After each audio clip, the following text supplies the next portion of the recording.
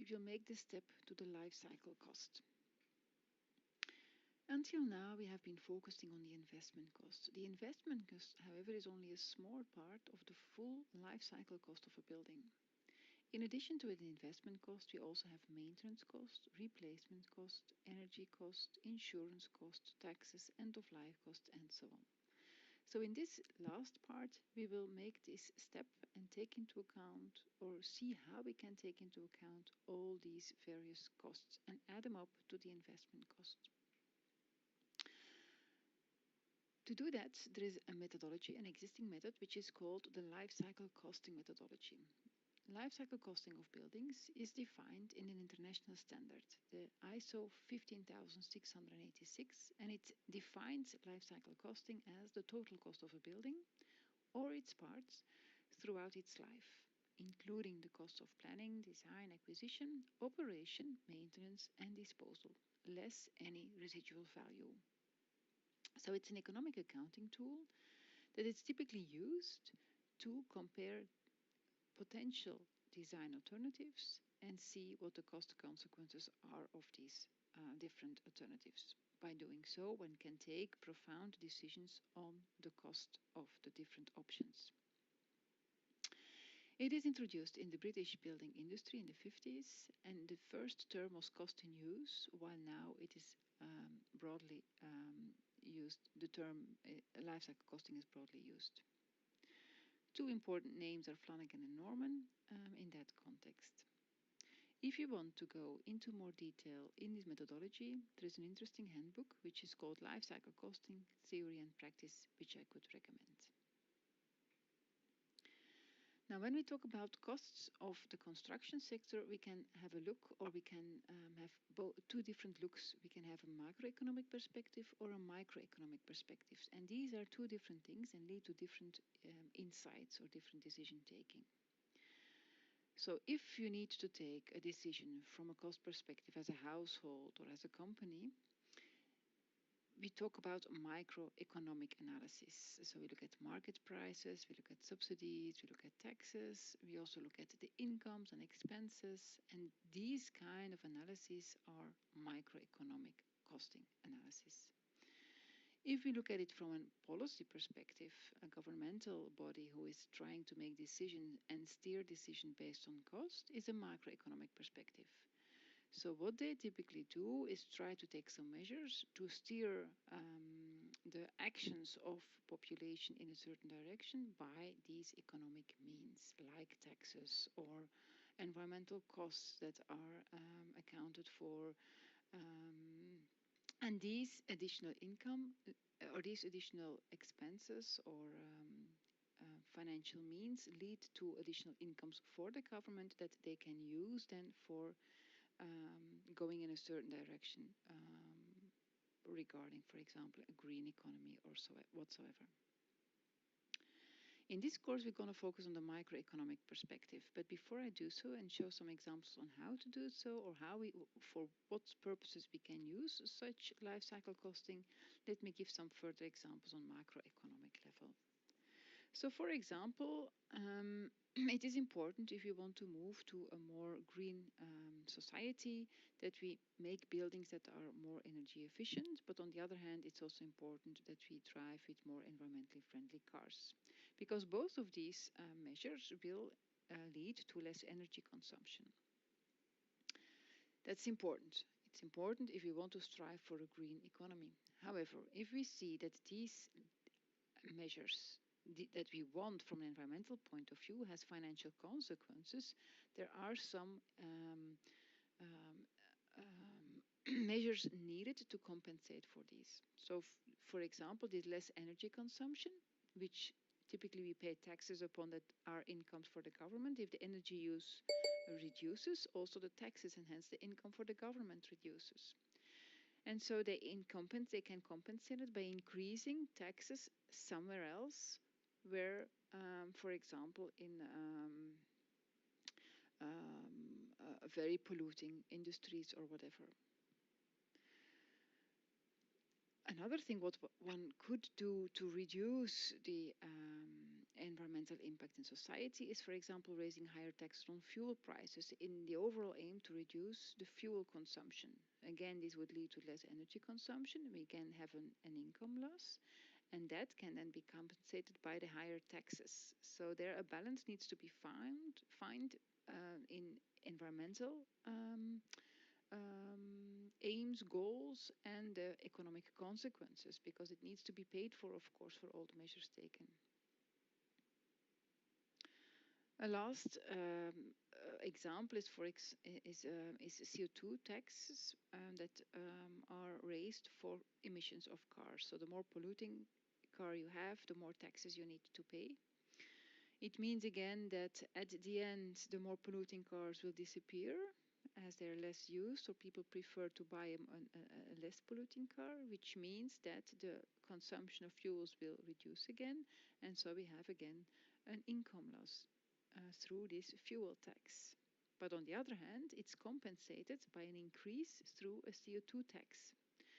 So this again shows that by these financial means or measures, one can try to find a balance and to reach a point, a policy objective, but in an economic viable way.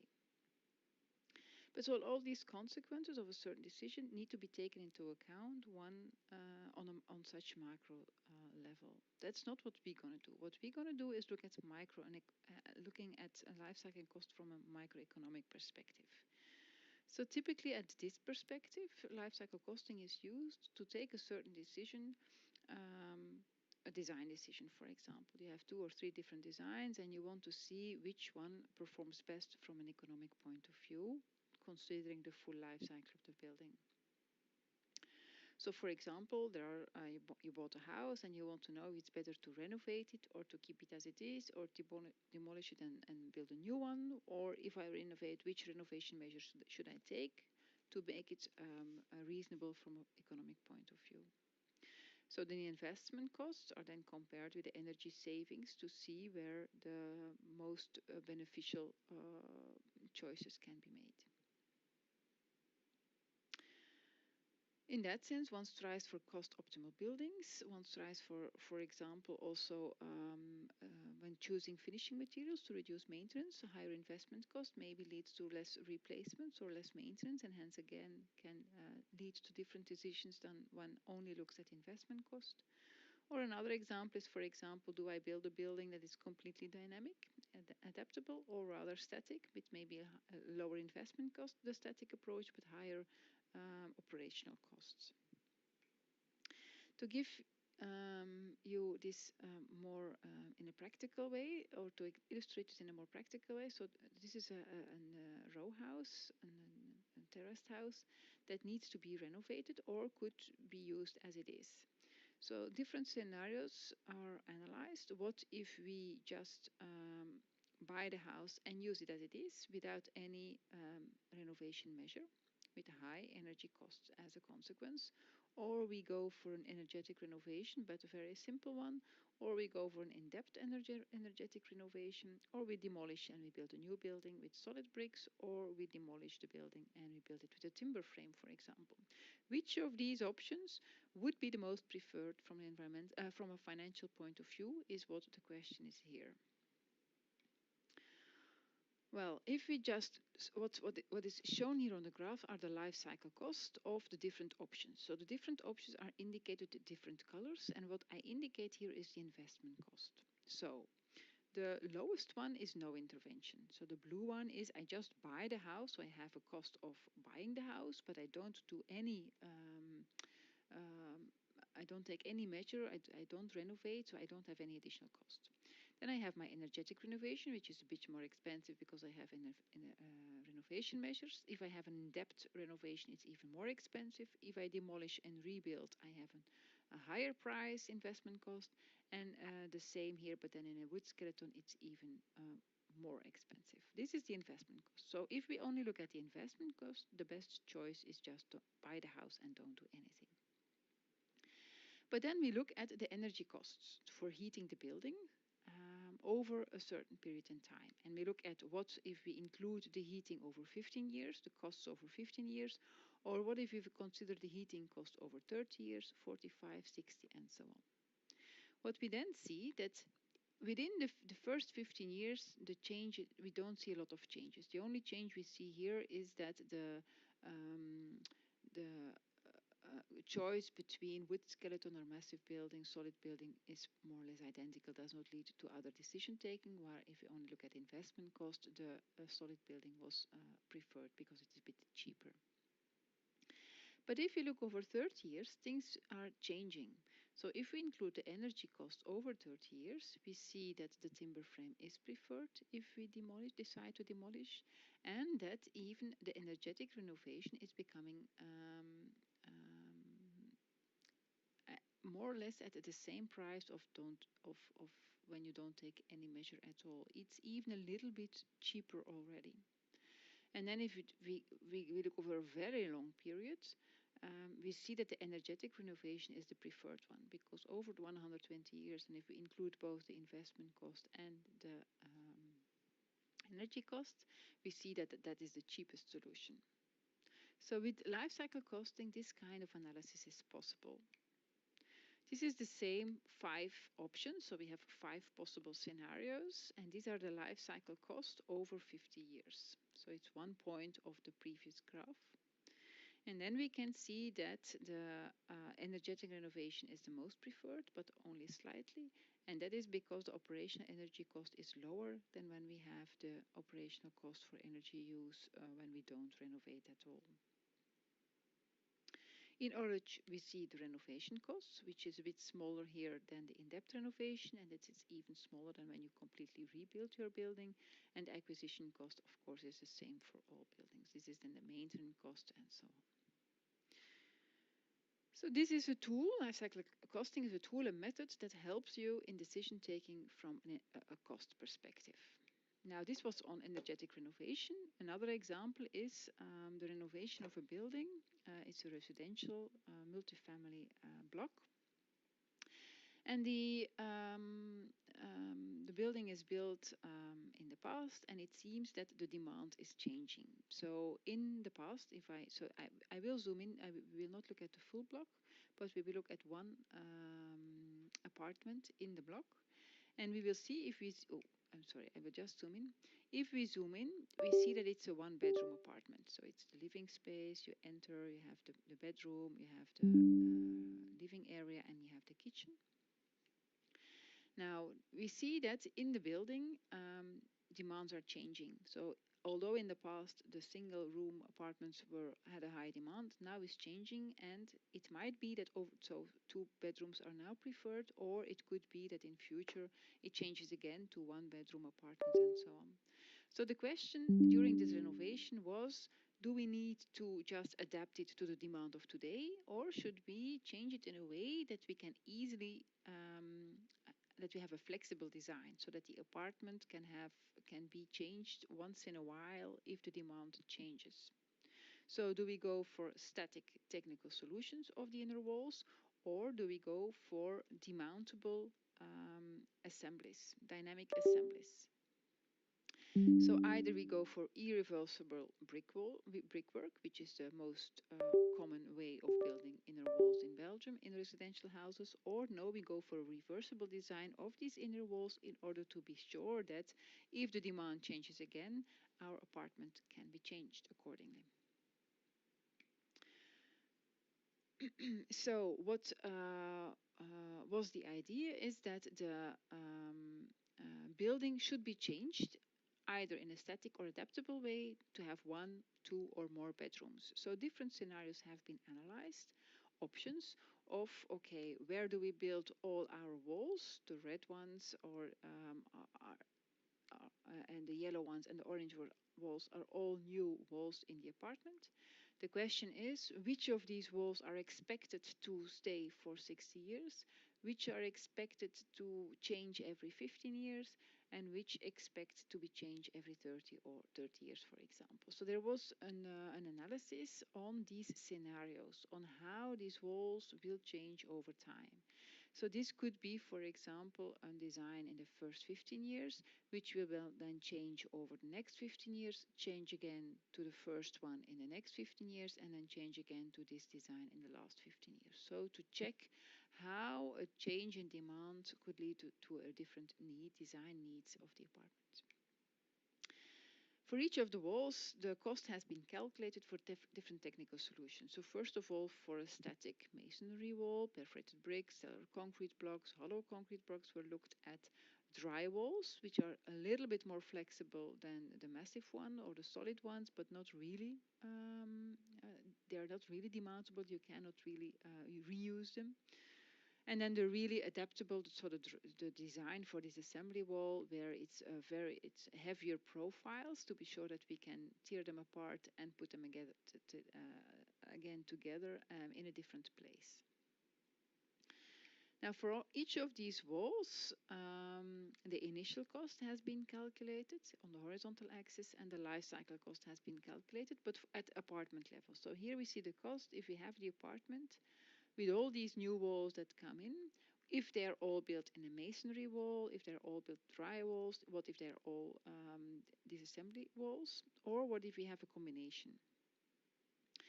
And from the analysis, it appeared that choosing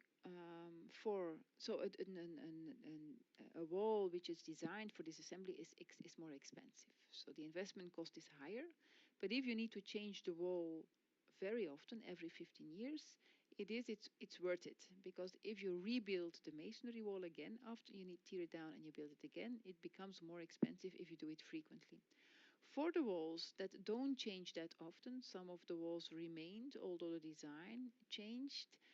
There it seemed that the additional cost of the dry wall, of the adaptable wall, was not worth it, because it was still more expensive if you don't change it very often. So from the analysis, it became clear that you really need to think which walls are expected to change quite frequently, and those you should design from as a disassembly wall, while the other walls which won't change that often, it's okay to go for a static solid or dry wall, masonry or dry wall. So these are the kind of analysis that you can do with the life cycle costing. So the standard that I explained or mentioned before is the ISO 15686, which completely explains in detail how such methodology works. I will not go fully into detail today, but I will explain the principles of a life cycle costing approach. Another important standard is the CENTIC 350 standards on sustainability of constructions works, and they have one on the economic performance. And again, they define what should be included in such cost analysis. Now, what is the main principle of if you make a life cycle costing analysis? Well, we have an investment cost, an acquisition cost in the beginning, and then during the lifetime of the building, we expect various costs, so future costs. These future costs, we cannot just add them up with the acquisition cost. Why not? Because these costs occur at a different timing, at a different moment. And if they occur at a different moment, it is not possible to just add them up with the current cost. What we need to do is, once we know this future cost, we will need to count them back to the value of that money today by calculating the present value. So the present value is the cost of, or is the current value, the value of today of costs that will occur in future. So we count them back to today. And we do that by taking into account the fact that we can make an investment today. So if I have an investment with an interest rate of 2% and I need to pay 100 euro in the future, I don't need 100 euro today, because I will not put it in a drawer. I will put it on a bank account, and with the certain interest that I get, I need less money today to pay my 100 euro in the future. I, for example, need 80 euro today, and in 10 years' time, I will have 100 euro at a certain interest rate.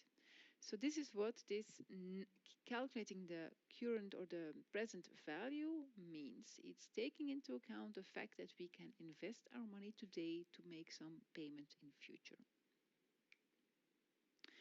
So the life cycle cost of a certain design is the initial cost, the investment cost, plus the present value, the sum of all the present values of the periodic cost for maintenance and cleaning and so on, heating, cooling, and energy use, and the sum of the present values of all the costs occurring at the end of life of my building. And if I have a residual value, typically it's a negative value, then I can deduct it from my all the other costs, because I can sell my building again and I get revenues.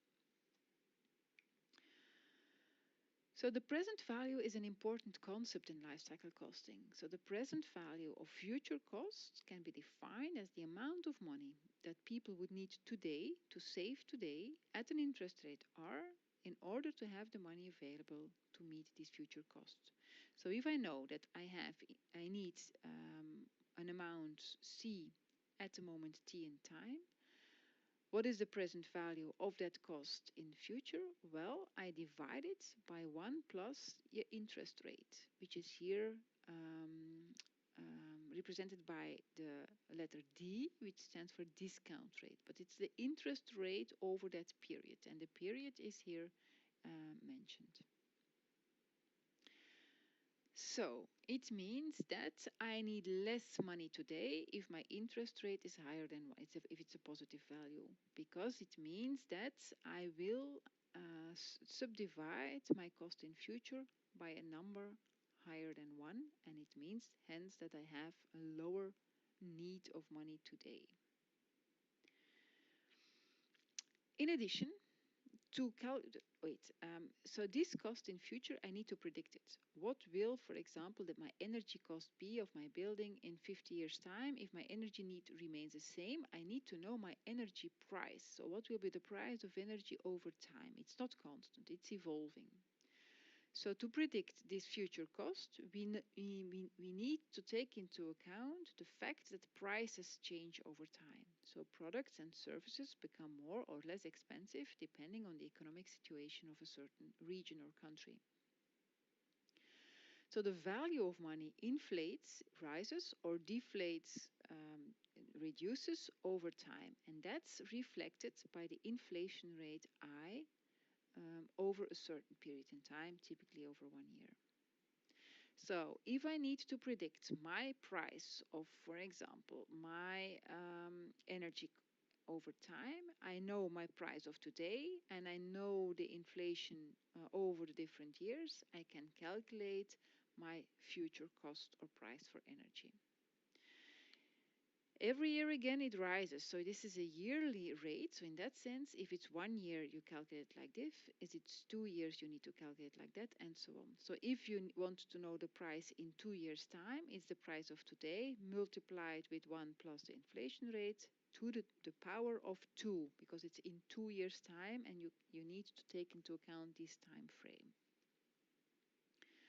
It means that the purchasing power of currency changes over time, because it's the opposite formula, of course. If I have 100 euro today and I can buy 50 breads with it, if the price of my bread is changing over time, it's rising, then I will, with my 100 euro, I can buy less bread in future, because my price of my bread is going up. So the purchasing power is what I can pay, what I can buy with a certain amount of money. But if the inflation is positive, so if we have a positive inflation, it means that the purchasing power goes down with this inflation rate. To illustrate this with an example, these are the formulas that I had explained. So I have two important formulas. If we have a cost in future, we need to calculate the present value by taking into account the fact that I can invest my money at a certain interest rate, and so I need less money today than to buy something in the future. But to predict the cost in future of a certain product, I need to take into account the inflation rate. So the fact that the price of my bread will not be the same as today. So to illustrate with this an example, let's have a look at this bread. So I know the price of my bread today in Belgium is 2.20 euro, for example. That's my C0. That's my cost at moment 0. Today is moment 0. We know that the average inflation, yearly inflation, is 2% at the moment. In 1 year time, it means that my bread will not cost 2.2 euro anymore, but it will cost 2.2 euro multiplied with 1 plus my 2% inflation over 1 year. So in 1 year time, my bread will cost 2.24 euro instead of 2.2 euro today. In 10 years' time, my bread will become even more expensive, assuming that the inflation rate does not change. It will remain 2% over the 10 years, the yearly inflation rate. Then my bread in 10 years' time will cost 2.2 euro, multiplied with 1 plus 2% inflation to the power of 10 years, it's 2.68 euro. So that's the concept of how the prices of things, services and products change over time, and that we need to take into account in a cost analysis. Now, if I want today to save, to put some money aside to pay for my bread in 10 years' time, I will not put 2.68 euro in my drawer. I will put some money on a bank account or make some other investment, and I will need less money today.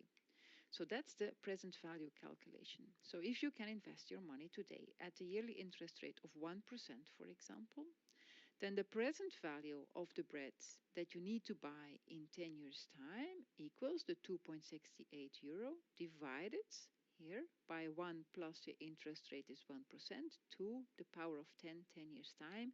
It's 2.43 euro. So if I have 2.433 euro in my bank account with a yearly interest rate of 1%, over 10-year time I will have 2.68 euro on my bank account, and I can buy my bread that I expect to cost 2.68 euro in 10 years' time when the current price is 2.2 euro and there is an inflation rate of 2%. So the discount rate to calculate the present value is this interest rate. Against which interest rate can I invest my money to be sure that I can make these payments in the future? If I have a very high discount rate, it means that the future costs are not that important because I will not need that a lot of money today as I can invest it against a high interest rate. If my discount rate is 0, it means my future costs are equally important as my current cost. It does not change. I cannot invest it because there is no interest at the moment.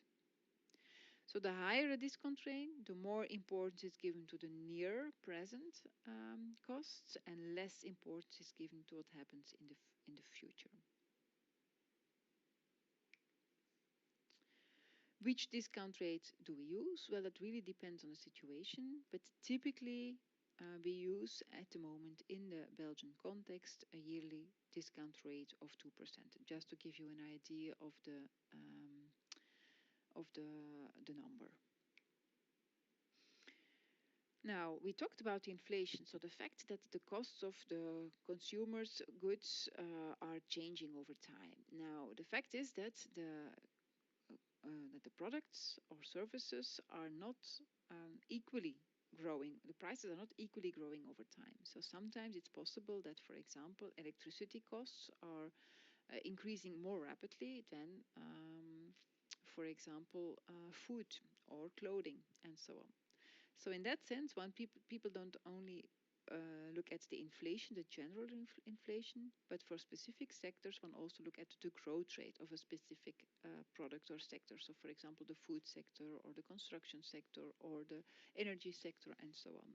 So with looking at the growth rate, which is similar to the inflation, it just makes a differentiation between the different products on the market to make sure that we can consider different fluctuations of prices. So if we then look at the cost in the construction cost, is it equal to the inflation? Is it higher or is it lower?